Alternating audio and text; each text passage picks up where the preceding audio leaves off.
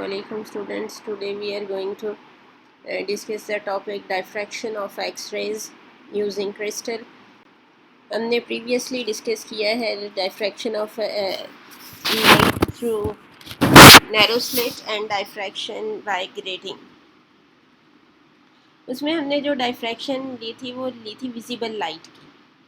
यहाँ पे हमने एक्सरेज क्या है, ये भी इलेक्ट्रोमैग्नेटिक रेडिएशंस हैं, लेकिन विजिबल रेडिएशंस की निस्बत इनकी वेवलेंथ बहुत स्मॉल होती है. हमने डायफ्रैक्शन की कंडीशन में डिस्कस किया था कि हमने डायफ्रैक्शन जब लेनी है तो ऑब्स्टेकल का साइज़ कंपेरेबल होना चाहिए वेवलेंथ ऑफ इंसिडेंट लाइट के. अब स्लिट या ग्रेटिंग का में जो ऑब्स्टेकल थी उसका साइज़ कंपेरेबल था वेवलेंथ ऑफ विजिबल लाइट के. लेकिन यहाँ पे जो हम ले रहे हैं एक्सरेज की वेवलेंथ बहुत ज़्यादा स्मॉल होती है, of the order of angstrom, या आप कह सकते हैं 10⁻⁻10 मीटर.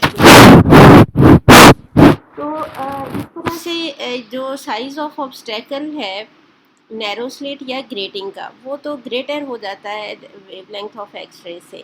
तो जो एक्सरेज हैं ये ऑर्डिनरी स्लिट या ग्रेटिंग से डायफ्रैक्ट नहीं हो सकती. इसके लिए ऑब्स्टेकल वो होनी चाहिए जिसका साइज़ कंपेरेबल हो वेवलेंथ ऑफ एक्सरेज के. तो इसलिए हम यूज़ करते हैं क्रिस्टल्स को, क्योंकि क्रिस्टल्स में जो एटम्स और मॉलिक्यूल्स अरेंज्ड होते हैं यूनिफॉर्मली, उनके दरमियान जो स्पेसिंग होती है वो कंपेरेबल होती है to the wavelength of x rays. तो इसलिए diffraction of x rays can be taken only using crystals. X-rays is a type of electromagnetic waves with very short wavelength, typically of the order of 10⁻⁻10 meter. This wavelength is much smaller than visible light. Therefore, ordinary diffracting objects like slits or grating cannot be used for the diffraction of X-rays. However, crystals can be used in which atoms are uniformly spaced and spacing between atomic planes is of the order of 10⁻⁻10 meter. ये short question में आ जाता है कि why X-rays can only be diffracted using crystal. तो ये question, ये जो paragraph है ये उसका आंसर होगा कि डायफ्रैक्शन एक्सरेज की सिर्फ क्रिस्टल से ही क्यों होती है, क्योंकि उसकी वेवलेंथ स्मॉल है और जो स्पेसिंग बिटवीन एटॉमिक प्लेन्स है क्रिस्टल के अंदर वो कंपेरेबल है to the wavelength of x rays. इसलिए सिर्फ एक्सरेज की डायफ्रैक्शन हम क्रिस्टल से ही लेते हैं. The scattering of X-rays from the atoms in a crystalline lattice gives rise to diffraction effects very similar to those observed with visible light incident on ordinary grating. The study of atomic structure of crystal by X-rays was initiated in 1914 by W.H. Bragg and W.L. Bragg with remarkable achievements. ये father and सन थे जिन्होंने सबसे पहले ये atomic planes की को study किया था using x rays. They found that the monochromatic beam of X-rays was reflected from a crystal plane as affected like mirror. To understand this effect, a series of atomic planes of constant inner planar spacing d parallel to crystal face as shown by lines P, P dash, P1, P1 dash, P2, P2 dash and so on. ये भी आपको figure दिखाती हूँ, उसमें आपको पता चल जाएगा कि हमने एक क्रिस्टल स्ट्रक्चर लिया है. ये देखें यहाँ फिगर में, इसमें ये एटम्स और मॉलिक्यूल्स यूनिफॉर्मली अरेंज्ड हैं. ये लेयर्स की फॉर्म में हम कंसिडर कर रहे हैं कि एक प्लेन है पी पी डैश, सेकंड है P1 P1 डैश, थर्ड है P2 P2 डैश, इसी तरह नेक्स्ट सो ऑन चलता जाएगा P3 P3 dash and P4 P4 dash. इस तरह एटॉमिक प्लेन्स आगे से आगे चलती जाएंगी. अब हम ब्रैग से इक्वेशन डिराइव करेंगे. यहाँ से suppose an x ray beam is incident at an angle theta on one of the planes as shown in figure. The beam can be reflected from both the upper and lower planes of the atoms. ये भी हो सकता है कि X-rays जो हैं वो top surface से रिफ्लेक्ट बैक हो जाए, यानी एटम से स्ट्राइक करें और रिफ्लेक्ट बैक हो जाए. ये भी हो सकता है वो एटम्स के दरमियान जो स्पेसिंग है उसमें से गुजर के आगे आ जाए और सेकेंड प्लेन के एटम से रिफ्लेक्ट बैक हो. ये दोनों वेव्स जो रिफ्लेक्टेड रेज है जब इंटरफेयर करेंगी तो फिर डायफ्रैक्शन पैटर्न बनेगा. The reflected from the wave reflected from lower plane travel some extra distance as compare to the beam reflected from upper plane. देखिए जो रे 1 अपर प्लेन से रिफ्लेक्ट हुई है उसने थोड़ा कम डिस्टेंस कवर किया है, रे 2 ने थोड़ा सा ज़्यादा डिस्टेंस कवर किया है.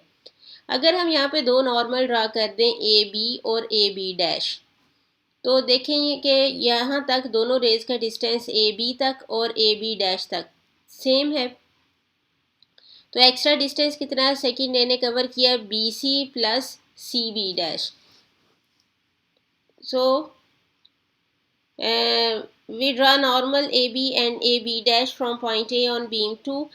Path difference will be equal to BC plus sorry ये CB dash लिखना है यहाँ पे, path difference BC plus CB dash. Now from right angle triangle AB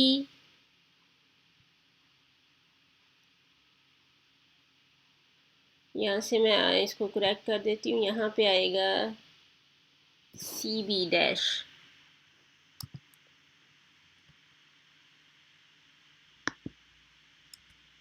CB dash and इस फिगर को हम आगे भी ले आते हैं ताकि यहाँ से देखने में भी आसानी हो।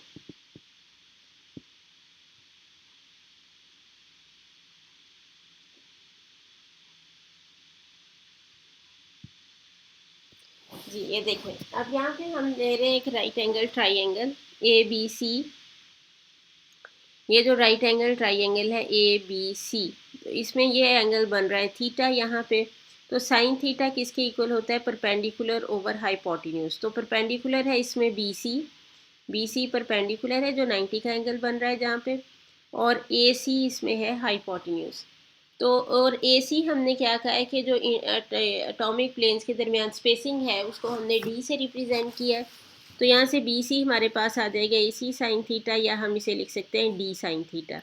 इसी तरह से हम दूसरी राइट एंगल ट्राइंगल लेंगे ए बी डैश और सी। यहाँ पे हमने दो ट्राइंगल्स बना ली थी राइट एंगल ट्राइंगल, ताकि हम फार्मूला इजीली अप्लाई कर सकें। Now sine theta will be equal to A C B dash divided by A C. तो सी बी डैश हमारे पास आ जाएगा ए सी साइन थीटा के इक्वल, और सी बी डैश आ जाएगा हमारे पास D sine theta. Now we equation 1 becomes, अब हम इक्वेशन 1 में वैल्यू पुट कर देंगे बी सी और सी बी डैश की। तो ये हमारे पास पाथ डिफरेंस आ जाएगा 2D साइन थीटा, यानी B C plus C B dash जो एक्स्ट्रा पाथ डिफरेंस है हमारे पास वो आ गया हमारे पास 2D साइन थीटा। अब अगर दोनों वेज 1 एंड 2 इंटरफेयर कर रही हैं कंस्ट्रक्टिवली, तो कंस्ट्रक्टिव इंटरफेरेंस की कंडीशन क्या है, path difference should be equal to integral multiple of lambda. तो पाथ डिफरेंस कितना होना चाहिए, यानी एन लैम्डा। तो फिर हम लिख सकते हैं इसको इक्वेशन को 2D sine theta equal to n lambda, क्योंकि 2D साइन थीटा किसके इक्वल है हमारे पास, पाथ डिफरेंस के। और अगर हम पाथ डिफरेंस को लेते हैं एन लैम्डा, तो हमारे पास इक्वेशन बन जाएगी 2D sine theta equal to n lambda, जिसमें एन की वैल्यू होगी 1 2 3 सो ऑन। ये इक्वेशन जो है इसे हम नाम देते हैं ब्रैग्स इक्वेशन का। If the wavelength lambda and the diffraction angle theta are measured, the spacing d between similar atomic planes can be calculated. तो यहाँ ये जो ब्रैग्स इक्वेशन है ये बहुत इंपॉर्टेंट क्वेश्चन है। या तो ये इस तरह से आता है, discuss the diffraction of x rays using crystal, फिर भी आपने शुरू से लेके एंड तक पूरा टॉपिक करना है। अगर आपको क्वेश्चन इस तरह से आए, डिराइव द ब्रैग्स इक्वेशन, तो फिर भी आपने पूरा टॉपिक करना है शुरू से लेके एंड तक, सारा टॉपिक करेंगे फिर भी। तो अब इसके यूजेस में क्या आएगा, the Bragg's equation is use to calculate the wavelength of x rays by using the relation. हम लैम्डा फाइंड कर सकते हैं 2D sine theta over N के फार्मूले से। इसी तरह Bragg's equation is used to find out the spacing between atomic planes, similar atomic planes, parallel planes के दरमियान स्पेसिंग फाइंड करने के लिए यूज़ करते हैं। तो डी आ जाएगा हमारे पास n lambda over 2 sine theta के equal. X-ray diffraction is very important in determining the structure of biological important molecules such as hemoglobin, which is an important component of blood, and double helix structure of DNA। यानी diffraction effects को हम use करते हैं DNA structure को study करने के लिए और हेमोग्लोबिन को स्टडी करने के लिए। Bragg's equation has led to a new branch of physics called crystallography। Crystallography जिसमें क्रिस्टल स्ट्रक्चर को हम स्टडी करते हैं बाय यूजिंग डायफ्रैक्शन इफेक्ट्स। तो ये क्रिस्टलोग्राफी जो है बेसिकली ये भी बेस करती है ब्रैग्स इक्वेशन पे, या हम कह सकते हैं diffraction of x rays using crystal पे। इट्स वेरी इंपॉर्टेंट क्वेश्चन, ये बहुत इंपॉर्टेंट क्वेश्चन है जो मोस्टली रिपीट होता है बार बार एग्जाम्स में, इसलिए आपने इसको बहुत अच्छे तरीके से प्रिपेयर करना है।